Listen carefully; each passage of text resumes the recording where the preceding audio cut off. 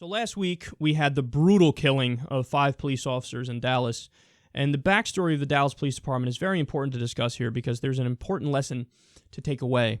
So David O. Brown is the police chief in Dallas, and his own son was killed by cops after he killed an officer and another man. So this happened in 2010, just weeks after he became police chief. So he's experienced every side of this kind of situation before. His son was killed by an officer. His son killed an officer. His son killed somebody else. So, I mean, you want to talk about a guy who's experienced heartbreak and who knows exactly what it feels like to be on both sides of the equation. And since that event, he's gone full steam ahead in a progressive direction. Apparently, he was also very influenced by what happened with Michael Brown, where he looked at it and he said, okay, that could have been solved differently, man. It could have been solved differently. He looked at all the other shootings of in many cases, unarmed black people across the country by officers, and he's like, we can do better than this. Okay, so as the head of the police chief in Dallas, okay, he decided, we're going to make changes. That's what we're going to do. So the New York Times reports here, Chief Brown's main push has been geared towards reducing the use of force by officers in encounters with citizens, and he has some success. Still, though the overall number of police shootings appears to have dropped substantially on his watch, the circumstances of some, including the fatal shooting of a mentally ill man holding a screwdriver last year, have continued to draw criticism. So they're saying there that, hey, all the statistics went in a better direction. Like, hey, there are fewer police shootings and deaths, but there was a high-profile incident not that long ago where it makes people feel like, well, they're not doing that great of a job because, look, they killed a mentally ill guy with a screwdriver. So as a result of his liberal policies, he's been attacked by everybody. So police unions come after him ruthlessly, and the governor has come after him ruthlessly.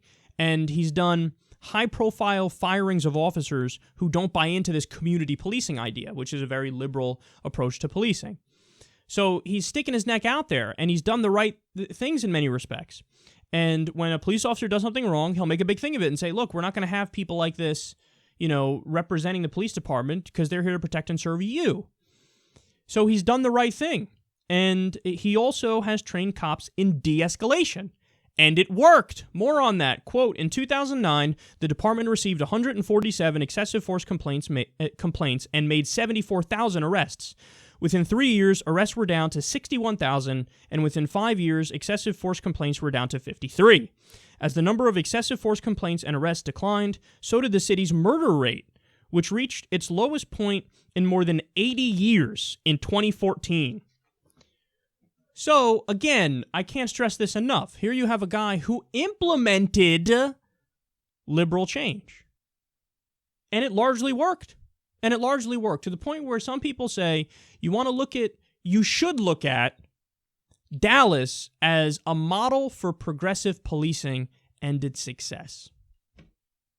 So, in step the events that happened recently, and we have a murderer decide to gun down 5 cops and I think wounded 11 others because he didn't like the way that cops were treating black people.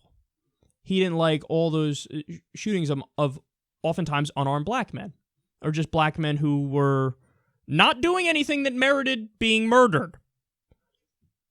Look who he targeted. He targeted this police department. So this is a lesson in bigotry. This brutal murderer blamed all cops for the actions of bad cops. The ultimate irony here is that that's the problem with the bad cops too, is that the bad cops blame all black people for the actions of some black people who are criminals. They think, blacks, they're all the same. What are you going to do? They got higher crime statistics, so therefore I'm going to just look at all black men like you're one of the criminal ones. So, whatever. See, that would be the definition of a bigot. Okay? Flip the script, still bigotry. So when you have somebody who says, there are bad cops, Therefore, I will assume all cops are bad cops. Look at what that kind of thinking leads to. Killing cops who happen to be part of one of the most progressive police departments in the fucking country who are really fighting to make a difference. And guess what? Now, it's overwhelmingly likely that this police department is going to go in the other direction. Now they're going to go, well, we tried your pussy liberal, hey, be kind to people approach, and look what happened. 5 of our officers are dead. So you know what we're going to do? We're going to go in the other direction. We're going to go broken window style policing. We're going to be more of an occupying force. We're not going to try to build bridges with the community. Now it's us versus them because somebody killed us and they wanted us to know it's us versus them. So the violence is always counterproductive. The violence is counterproductive when you're a police officer and you don't de-escalate with a situation and you end up killing people, okay? And it's counterproductive when you assume all cops are bad because bad cops exist. And by the way, let's assume for a second that he did specifically try to target bad cops, which he didn't. He didn't do that. But let's assume he did that. That's still not the way you go about it.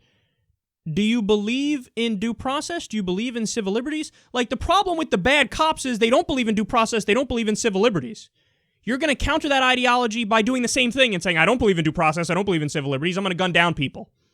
No, even if we are talking about a bad cop, vigilante justice is not the answer. Actual justice is the answer.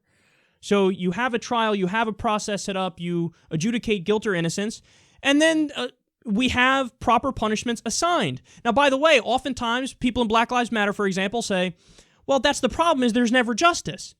And that's why we need to fight for the systemic reform that Black Lives Matter is fighting for. So they say, for example, independent prosecutors. You can't have the prosecutors who are buddy-buddy with the cops then look to prosecute those cops because they're not going to do it. They're going to throw the case on purpose, as we've seen time and time again. So the protesters in Black Lives Matter are right. The people who are fighting for systemic change to get policy reform to make the system more fair and more just and more in accordance with what it's supposed to be, those people are right. So that's the answer.